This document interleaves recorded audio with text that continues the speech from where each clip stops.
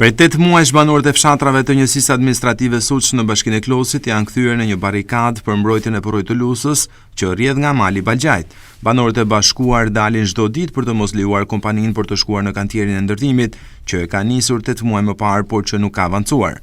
Ditën e mërkurë ata u mblodhen me përfaqësues të kompanisë Doma duke mos i lejuar ata të shkojnë në kantierin e ndërtimit, ndërkohë që disa prej banorëve bën edhe deklarimin në polici.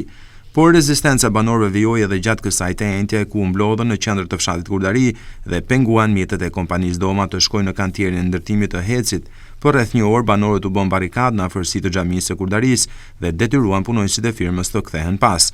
Banorët e fshatrave të njësisë administrative Suç në Bashkinë e Klosit deklarojnë se nuk do të ndalen për asnjë çmim në mbrojtje të rrjedhës së ujit në porrojën e Lusës. Ata i bëjnë thirrje institucioneve shtetërore të ndërhyjnë dhe të ndalin këtë projekt që sipas tyre shkatërron gjithë ekosistemin e jetës në njësinë administrative Suç.